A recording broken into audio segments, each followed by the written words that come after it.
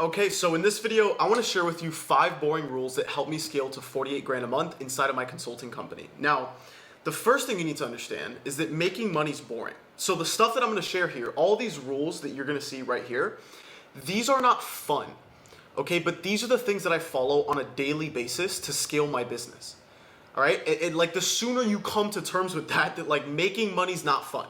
Making money or not, it's not the penthouse, the Lambos that you see. It's not all that stuff. It's the boring work that people don't show. And that's why most people that get into online business, they fail because they think that making money is all the flashy stuff. But you know what it is? It's that stuff that's boring as hell, and you'd much rather scroll on TikTok, play video games, smoke weed, drink, or do a bunch of stupid stuff instead of actually doing the work that gets you the results. So these rules are boring, but if you could just lock in for this video, I promise you, these are the only things you need to understand to actually scale your business. I scale people's businesses for a living. All right, so let's go ahead, let's dive into it. I'm gonna make myself small here so you can actually read this stuff. But we're gonna start with rule number 1 over here. Okay, now rule number 1 is to pick one split and stick with it. Here's what I mean, all right? Here's a full guide to picking a split. Now, I'm obviously not talking about business. I'm talking about working out here. In the fitness industry, there's a new best workout split every single week. I started working out 4 years ago with my 2 best friends from middle school, and I started with push-pull legs, right? The push-pull leg split. Then I heard that I had to try the Arnold Schwarzenegger split, so I did that. Then I heard that I had to do push-pull arms and legs because that's why my arms were small, because I was hitting them at the end of my workouts. Now I have to do upper lower because I need to increase my frequency. The point is that in the fitness industry, you see this, like there's a new split every single week. Everybody's saying, oh, you have to do this, like this is optimal, etc., etc. The same thing applies to business. And here's the secret. There is no best split in the fitness industry. There's simply the best one that works for you. It's the same exact thing with business. And I'm willing to make a bet here because I've been in the trenches. If you're already running like an online service business, so you're running an agency, done for you offer, a coaching consulting business, the reason that maybe you feel stuck right now, the reason maybe you clicked on this video and you feel stuck in your business and you want to figure out how to get unstuck, how to get clarity on exactly what you need to do, the reason you feel stuck is because you're chasing that next best workout split. You're chasing that next new funnel, that next pricing model, the next offer, the next AI thing. You're chasing these shiny objects because it's high in dopamine, right? The same way dopamine with TikTok and all that stuff. It's not boring, right? It's not boring to go and watch a video on a new AI system you could use. What's boring is the work you actually need to do. All right, so if you're stuck, it's because you're chasing this new workout split and you're blindly following people on the internet that are telling you to do one specific thing, right? You're watching all these different YouTube videos. People are pulling you in different directions. How do I know this? Am I a genie? No, it's because I've been there. I'm gonna get there, okay? So people are selling you like, hey, you have to use this funnel, or hey, you have to do this offer, or hey, you have to do this thing. I do the same thing. I sell a system. Matter of fact, I pull it up right here. This is like basically when a client comes to me and they want to like build and scale their high ticket offer, we follow this system. So eyeballs, trust, and offer. We figure out how to get eyeballs, how to build trust, and how to make an offer to those people in order to scale. So I do the same thing. Like understand like people have an intention behind the content that they're making, right? And so if they're telling you to do a specific ad strategy or specific thing over here, it's because they're probably selling that thing. And like, that's okay. There's nothing against that, especially if it works for them and for clients. But I know that this is why you're stuck because I've been there. I'm gonna give you a story here. So my first business was my advertising agency, right? I got into SMMA and I was working with realtors and I got really good at cold outreach. So I strictly relied on cold outreach on Instagram specifically to get clients. But with anything that you do, there are problems and there are pain points associated with those problems. And so I was doing this outreach. I was hitting like 20, 25, 30, like around there per month. But I dealt with these problems. Like I had a really low show rate on my sales calls. I had a low closing rate on my sales calls. The prospects that I would talk to, they were ice cold. They didn't trust me at all. They didn't view me as an authority or somebody that could actually help them. And I ended up starting to dislike outreach. It became very boring, right? Like making money's boring. Outreach became very boring to me, very like, oh, like I'm too good for that. And I did that even though it's the thing that made me all this money, that helped me scale from zero in my dad's house, dropped out of college, had to prove myself to the freaking world, my friends, family, etc. Outreach is the thing that got me the clients, and I ditched it because I was looking for the dopamine, right? I was looking for the AI. I was looking for the next YouTube video. I began chasing shiny objects. And I came across this new ad funnel during this time, and it was called follower ads. Now, it's a super popular thing in the online business space, but when I first came across it, it was this brand new thing introduced by this one guy. And if you don't understand follower ads, basically what it is it's an ad that you typically run on Instagram, and it guides people to follow you on your Instagram page so that you could go DM them, have a conversation, and set them into an appointment. It's a different ad funnel, right? Instead of sending people to a VSL or a landing page, you send them to your Instagram to follow you to have a conversation there. And it works really well. But what I did is I turned off all of my outreach. I bought a 10K coaching program. I fired my virtual assistants that were sending this outreach for me, and I threw thousands of dollars at this funnel, and I never made it work. Notice I put "made it" in italics because you can, like, everything works, right? But I didn't make it work. I gave up too soon. And the result of this is this destroyed the momentum that I had built. And I tell my clients this as well. Momentum is the strongest component inside of your business. If you could simply go and chase momentum, chase that hint of momentum, of winning, of that you're making progress, of that the outcomes from the inputs that you're doing are actually working. If you could go find that momentum, you double down on it. You get more confident. The work becomes easy, right? And so this put like a halt to the momentum that I had. And the lesson from this, I wouldn't call it a failure. I don't think anything's a failure. It's a lesson, right? But the lesson that I got is to stick to what's working. I like how Sam Ovens says that you never, You never remove the spoon that feeds you. You never take away the spoon that feeds you, right? Stick to what's already working. Refine it. Don't be opposed to new ideas, to refining it, optimizing it, and doing better things. But if it's already working for you, have it there, bro. Don't lose it. And the most important thing is to learn to think critically for yourself. You see, follower ads work very well. But everything that you do, like the funnel, the offer, the pricing, what you sell, the market that you serve, the ideal clients that you have, depending on your business, you'll have your own best split, your own best funnel and process to get there. And that's something I realized here on like the marketing ecosystem, the process that I use to scale my clients' businesses, is that depending on the client I'm working with, they might have a different protocol or process that we should do to maximize their results, to scale as fast and as efficiently as possible. I'll give you an example just like off the top of my head. There's one guy that I worked with that I helped him basically launch an SMMA, a marketing agency coaching program from zero. He made $100,000 in the first 60 days in profit. He hit a 60K week. Jacob Ray, I have a case study with him and all that stuff.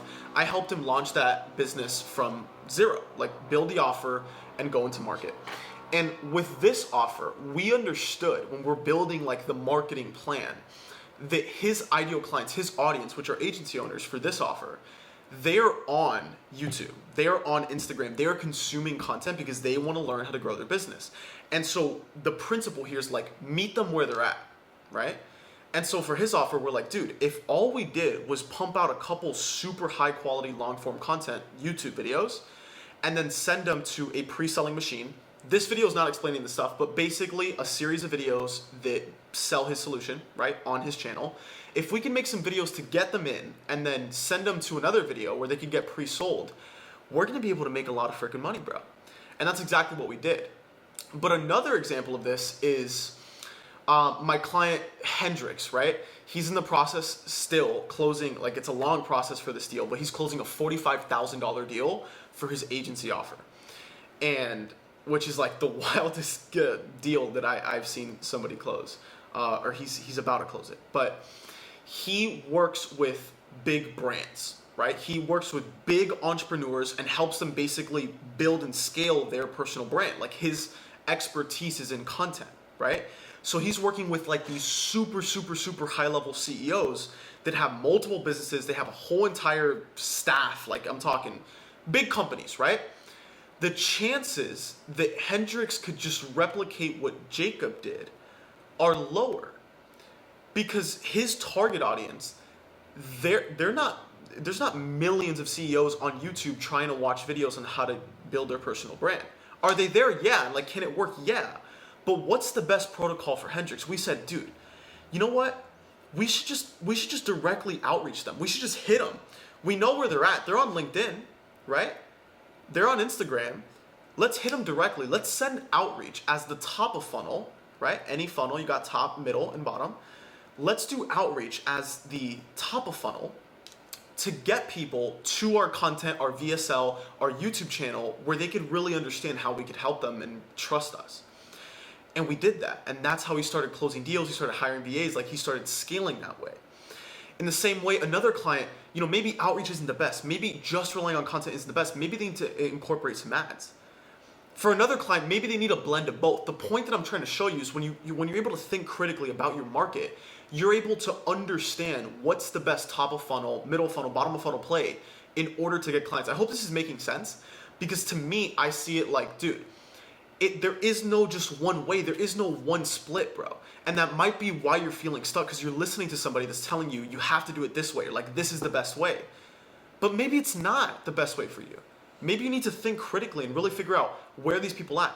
Matter of fact, I actually did this for you. At the bottom here, I wrote down, I don't know your offer. Like, I don't know your offer. I don't know your niche. I don't know your ideal clients. I don't know your business.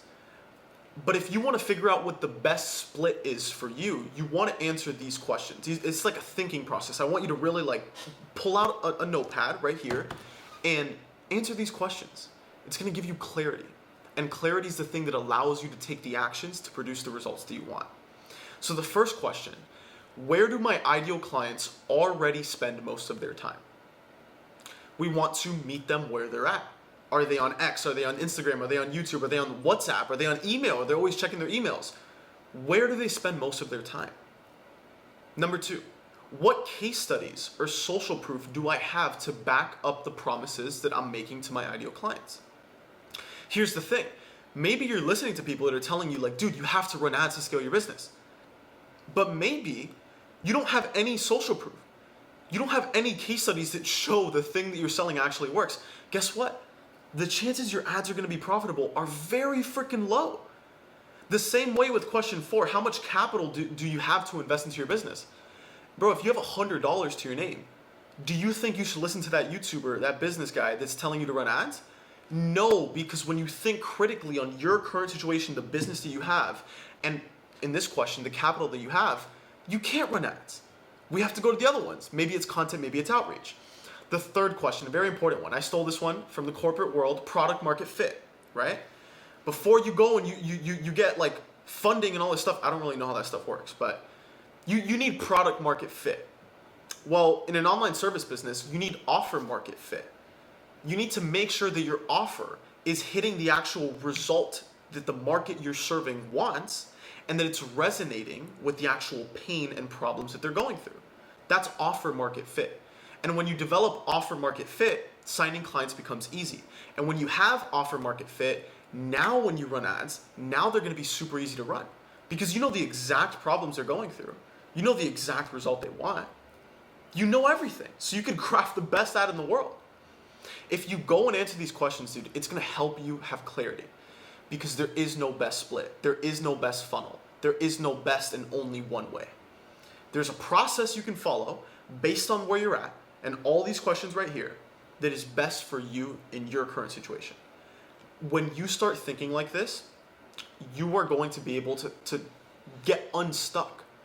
A lot of people, they hit plateaus. They hit like five grand a month, signing like 1 client, 2 clients a month. And they're stuck. You know why they're stuck, dude? Like real stuff? It's because they're doing email. And they're doing ads. And they're doing content. And they're doing some AI setter. And they're doing everything. And it's a bunch of bogus because your focus is spread thin, dude. Okay? Hopefully this is helping you out. That's rule number 1. Pick one split and stick to it. This came from like real in the trenches, me freaking having to learn this one the hard way. All right? That's rule number 1. Let's go to rule number 2.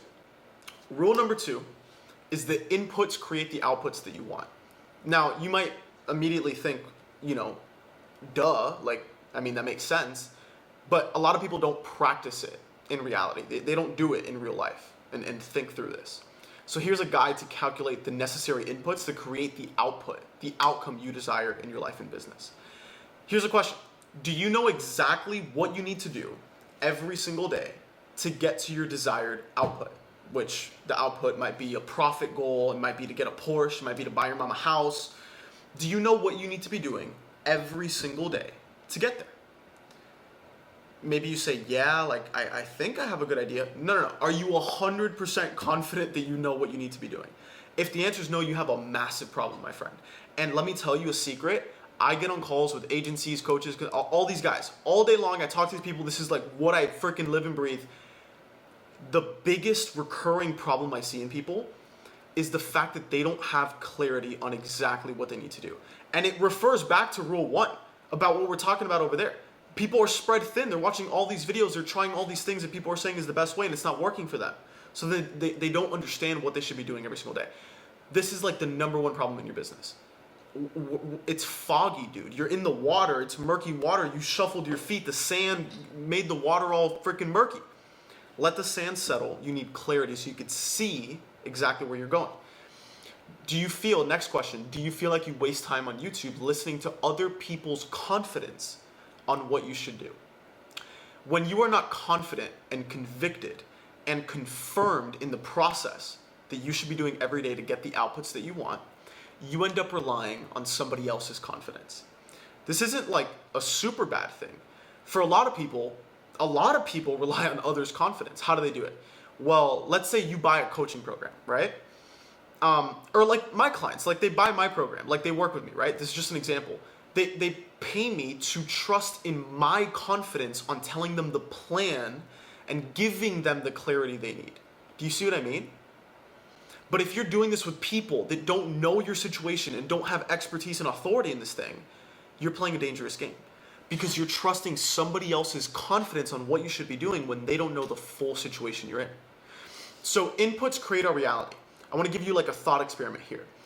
You want to, at every point in business, you want to be reverse engineering the math to your desired dream to turn the dream into an achievable goal, right? Like if you thought, dude, I want to get to $1 million a month. If you said that, if you like actually like thought that, you would probably, like the next thought would be, that's impossible. Like me, like how the hell am I going to do that, right?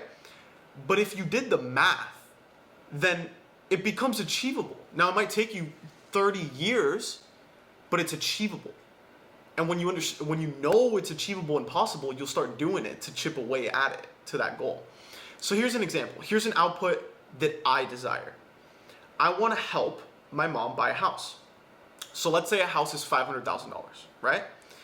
That is the output I desire. I want to buy my mom a house. What is the input required to do that? I need to get 50 clients, right? Because let's say I have a 10K price tag, which we're going to get there on how to have that. Let's say I need 50 clients because I charge 10 grand. So if I get 50 clients, I'll make 500 grand. I'll be able to pay in full. I'll be able to buy my mom a house. Okay, I understand that. Simple. Let's go a layer deeper. What is the output I desire based on this right here? Well, the output I desire to buy my mom a house, right? Like, think through this. Output I desire, number 1, buy my mom a house. Input required, 50 clients. So now the next output I desire is how do I get 50 clients? That's the output I want. The input to get that is I need 170 sales calls that show up on Zoom. They're on the freaking call. I need 170. Why 170? Because if I average, let's say a 30% closing rate on my sales calls, I would need 170 calls to get 50 clients. Super simple, right? So it's like, okay, cool. So to buy my mom a house, I need 170 sales calls to show up. That creates the next output I desire. If I want 170 to show up, I'm gonna need to book 213. Why 213? Because let's say that my sales calls are showing up at 80%. So 80% of the people that book show up. That means I need 213. Okay, to get my mom a house, I need 213 booked calls. Bro, that's pretty easy. That's not impossible. It creates the next output. Okay, so how do I get that? Well, if I book 5% of leads into a sales call, that means I need 4,260 leads to get 213 sales calls. Damn, dude, that's it? That's all I need? Like, that's what you start thinking. So it's like, okay, well, how the hell do I get all these leads? The only three ways to get leads. Option A is to do outreach. And in this example, you would need to send 85,200 outreach messages given a 5% positive response rate. So if 5% of 85,000 people you message reply, and they're like, dude, I want this thing, I want to talk to you, I want to see this thing that you have, that means you'd have 4,260 leads. And then the numbers we just covered go up from there. The second option is ads. In this example, you need to spend $21,300 on ads given that you get leads for $5, let's say. That means you'd get 4,260 leads and you'll be able to get to that goal. Now, if we do this, 21,000 to get $500,000, we're over a 20x return on ad spend. Maybe you're thinking like, oh dude, that seems super unreasonable. Maybe that ROAS might be too high for you to fathom. If it's not that high of a ROAS, right? It's because one of these other metrics are out of whack. The close rate, the show rate, the booking rate, or the cost per lead, you know? So just use this as a framework. The third option is content. So the average KPI I've seen with clients is for every 500 views that you get on a YouTube video, you should get about one booked call. So that would mean you need 106,000 YouTube views in order to get 4,260 leads. See what I'm saying? So 106,500 YouTube views. So these are the three options we have. And then you could just simply write it out. Like if I want to buy my mom a house, I know I just need to do A, B, or C. Or a blend of both. Maybe it's $5,000 on ads and 300K views on YouTube. You see what I'm saying? So this is how you reverse engineer the numbers to understand the inputs that you need. This also helps you identify what you need to be doing on a daily basis, right? So it's like, and then you just reverse engineer those numbers. So let's say you do outreach. It's like, okay, well, I need to do this. How the hell do I do that?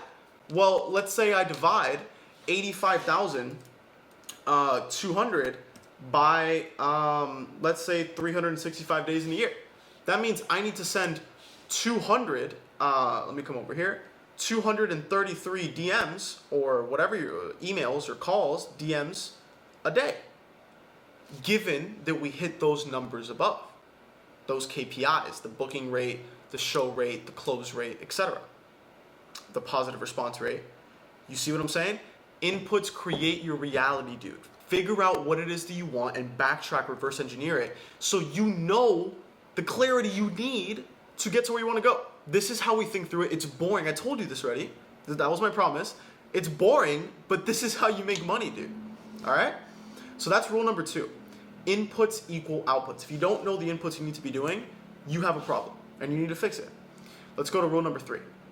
All right? So rule number 3 is no trust equals no clients. No trust, you don't get clients. Let me explain this. This is a guide to building trust on the 3 necessary trust layers in order to get somebody to buy. Here's a very easy example. If I proposed to my girlfriend when I went on our first date, what do you think she would have said? She probably would have slapped me across the face. She would have been like, hell no, what the f-? But let's say after dating her for 5 years, I propose. What do you think she would say? Given that we have a beautiful relationship, she would obviously say yes. What is the only variable that changed in this hypothetical? What is the only variable that changed? Time spent. The only thing that changed is that I waited 5 years. I spent 5 years with her before the big ask. All right? Gears are turning, right? Time spent was the only variable. What is the output of the time spent with my girlfriend, the 5 years, let's say? The output is trust. She didn't trust me on our first date. She didn't know me. She didn't spend time with me, so she couldn't trust me. The same way you don't trust the guy in the corner of the street that looks all shady and stuff. You don't trust him But if you talk to him for an hour and a half and you hear his life story and how he ended up maybe homeless, maybe you trust him. Maybe you toss him some money. You see what I'm saying? It's the same thing with client acquisition. It's the same thing with prospects. This is what I didn't understand over here. When I was talking about how, I was dealing with all these cold prospects when I was doing outreach, it's because I didn't get this. I didn't allow people to trust me. I sent them one simple message and then I tried to get them to pay me $5,000. It's not how it works, dude. And it was hard. And it was hard for that exact reason. So it's the same thing with prospects. There are 3 layers to trust. And if we can get strangers to get through each of these layers, if you can get strangers to get through each of these layers for you, you're going to have somebody.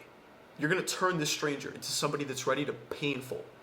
I'm not talking about paying full for $200, $1,000. I'm saying 10 grand, 15 grand, depending on your offer. You're going to have somebody that's ready to buy without needing to even speak to you because they spent time. And we do this through our content. I do this through my YouTube channel. Most of my clients do this through YouTube. Why? Because YouTube increases the amount of time spent. Very simple. Think critically, right? If you post Reels versus YouTube, and it doesn't have to be one or the other, it could be both, but which one of these is going to increase the amount of time people spend with you? YouTube, obviously. That's why I post hour-long videos. Guess why?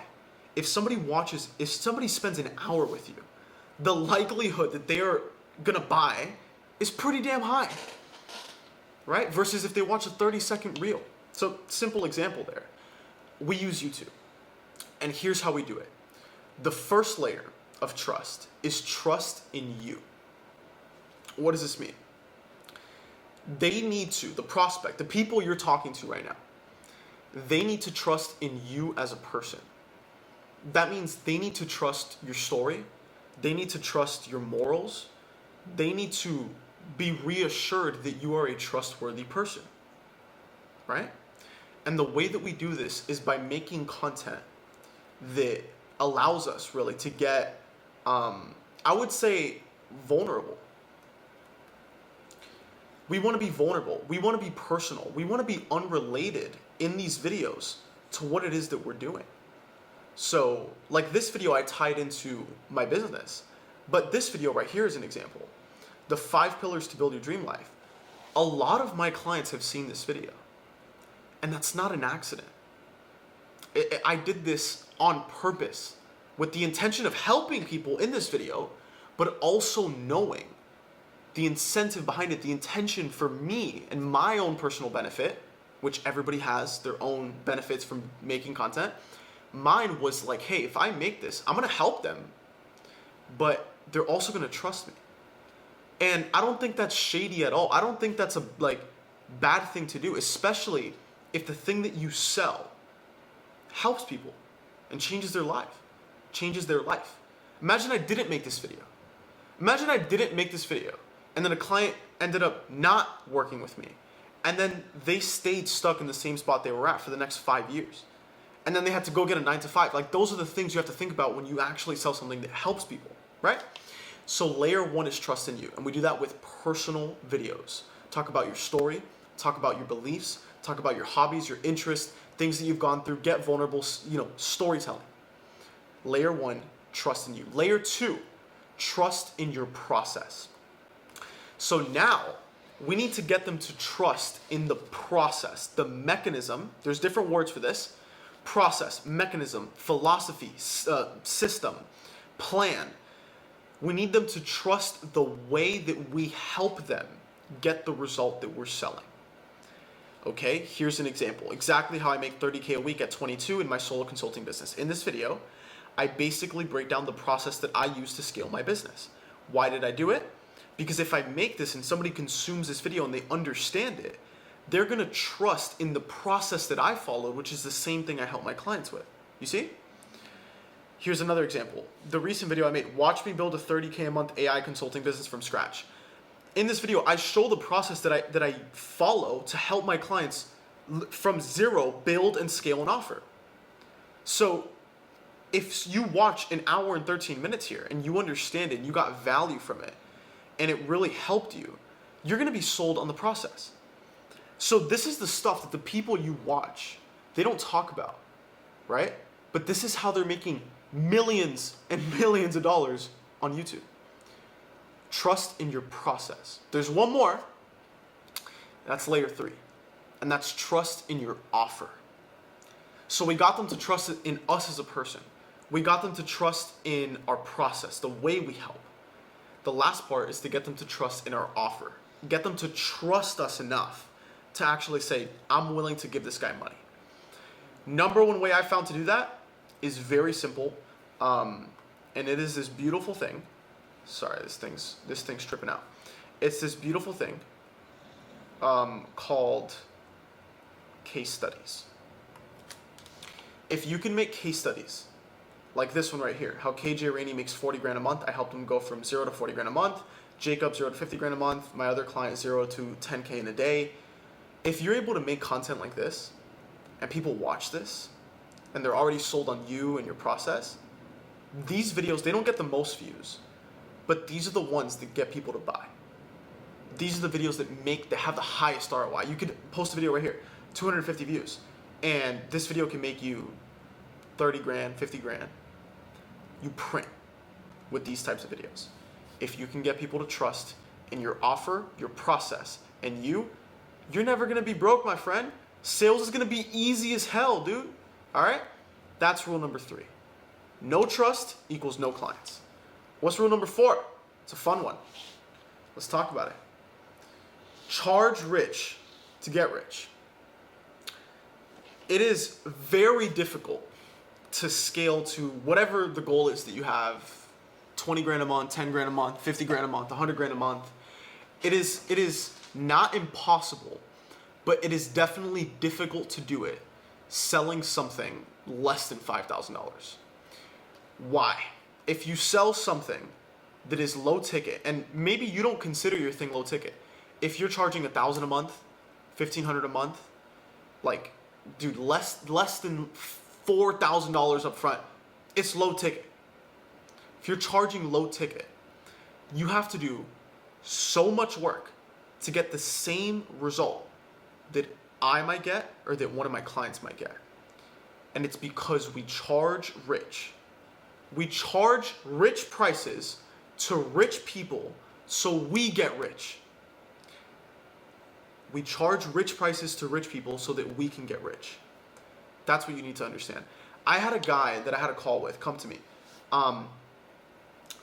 He was charging $200 a month for it's not like a fitness offer or an offer unrelated to money. It is a make more money offer. He sells a make more money offer to business owners. He's selling to business owners. It was $200 a month.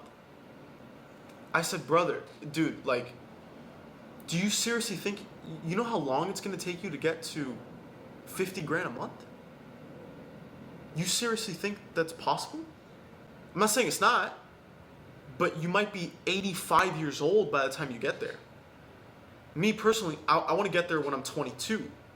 You see what I'm saying? And we do that by, this guy should freaking 20x his price. This guide's simple, all right? Again, boring rules. This one's short for you. How do we charge rich to rich people to get rich? Guide to not charging poor people prices. A, speak to people that are not poor. Very self-explanatory. I have a separate video on this, selling to higher level people up market. All you want to do is, let's say you're working with plumbers, right? This is how basically any industry looks. Like, this is the freaking sauce right here, my friend. Like, lock in for this.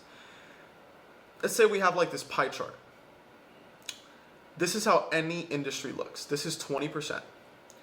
This is 80%. This is the entire industry of plumbers, because we're selling to plumbers. 20%, I want you to really, really understand this. 20% of plumbers make 80% of the money. This is in any freaking industry. Any. 20%, the top sector of that industry, make the majority of the money. And what you need to figure out is how the hell you could avoid selling to the 80%. Avoid them like the plague, dude. And you need to figure out how the hell you're gonna sell to these 20%. Because you're gonna get rich off of these 20%. You're gonna be able to charge 5K, 10K, 15K, 20K to the 20%. And the way that I do this, again, I don't know exactly who you sell to, but let's say we're trying to target the top 20% of plumbers. Well, what we have to figure out is not what problems plumbers have, not what result plumbers want. We need to figure out what problems the top plumbers have, what result the top plumbers have, and then we only speak to them in our marketing. Because what you'll realize is the large majority of the market, like the 80%, typically have different problems and wants and needs than the 20. Figure out what that top segment of your market actually wants. You know how you figure it out? By just talking to them, bro. By just talking to them. That's how you figure it out. So you want to sell to the 20%. I wish I knew that sooner. B, sell the result. The guy that was selling the $200 a month service, do you think he was getting on a call with a client and saying, hey, like we spoke about, John, we're going to help you get to 100 grand a month in the next 4 months, implementing X, Y, and Z process. Think about this. We're telling John, we're going to get you to 100 grand a month, right? And then John asks you, what's the price? And you're like, it's 200 a month. What do you think John would say? John would probably leave the Zoom call because he'd just think you're a scammer. He wouldn't respect you. He wouldn't view the offer as valuable because it doesn't make sense. How are you going to get him to 100 grand a month? You're going to get me to 100 grand a month and you're going to charge me 200 bucks? I don't think the dumbest person on earth would do that. I think they would charge more. And so the problem the guy at 200 a month was doing was the fact that he wasn't selling the result of the process that he was going to help the client with. He was selling the features. Maybe it's like, hey, for 200 a month, we're going to give you a CRM. We're going to give you ads, ad creatives. We're going to write you emails. The amount of people doing this is like astonishing. Like they've never seen a Hormozi video. Like I hope that's not you. I get people that outreach me every day. Do you need help with email marketing? No, I don't care about email marketing. Nobody cares necessarily about the process as much as they do the result. Now, if you say, I'm gonna get you to 100 grand a month, now they're curious about the process to get them there. You see what I'm saying? B is selling the result. Start selling the result of working together. And if the result isn't high enough to justify a 5, 10, 15 grand price tag, then figure it the hell out. Figure out how to justify the price. Okay, by giving them a solid ROI. C, allow your offer to eradicate the pain the prospect is in. The best offers in the world completely eliminates pain from a prospect. The mediocre offers kind of alleviate pain, right? It's like, oh, I broke my leg. Like, here's a Band-Aid. That's like most people's offer. Like, here's a Band-Aid for your broken leg, dude. It's like, no, dude, I want a cast. Like, I want this to be eradicated. I don't want to feel this pain. That's C. D, believe you can charge high ticket. I don't think you knew this was a problem. Most people that are not charging $5,000, $10,000, $15,000, to its core, they don't do it because they don't believe they're worth that price tag. And the number one way to stop believing that limiting belief, is to disassociate you with the price. If you believe that you cannot charge a lot of money, it's because you're selfish. You're only thinking about yourself. I'll tell you how. You're only thinking about yourself here, in this example, because you're assuming that the prospect is paying you the $10,000. Like, you're so special, John, here's 10 grand. No, bro, nobody will ever pay me 10 grand because I'm so cool. No, that's not how it works. You disassociate yourself from the price. The price is justifying the ROI from the result. That's it. I don't care if you're fat, ugly, stupid. I don't care what it is. You can charge high ticket if the ROI is there, if the numbers make sense, if you can justify the price. I did this with a client. He came to me a couple of weeks ago. He was charging 2.4K for his offer. We didn't change a single thing besides doubling his price. Guess what happened 2 weeks later? He closed a 7.5K PIF. Now, maybe you're thinking, that's more than double. Yeah, I don't even know how he did it. The prospect wanted to pay more than 5K. First sale, 7.5K PIF. Next one, 5K PIF. He's doing twice as less work as when he was charging 2.4K. The only thing that we changed is me helping him realize that he can charge more, that he has the proof to back it up, that he has offer market fit, that he has nothing to do with the price. That's rule number 3. Charge rich to rich people to get rich. Rule number 5, the final rule. All right, if you're still watching this, you're gonna make a lot of money, dude, because you're paying attention. You're paying attention to the boring stuff. Rule number 5: leverage beats hard work. A lot of people talk about this, but the point is you need leverage.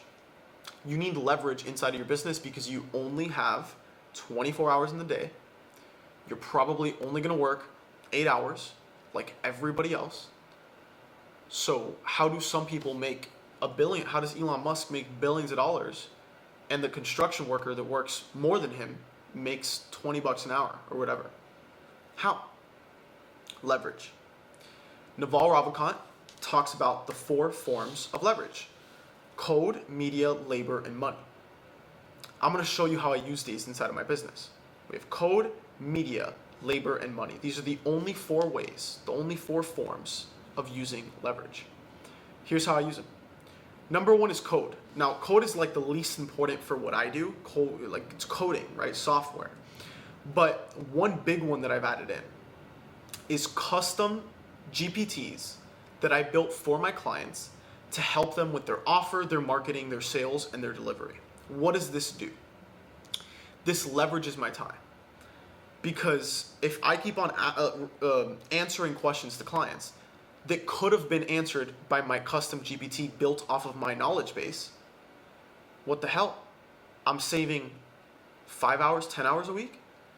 Number 1, custom GPTs. Number 2, Zapier, using Zaps to auto-upload call recordings inside of my community and auto-sending call reminders. Very simple one.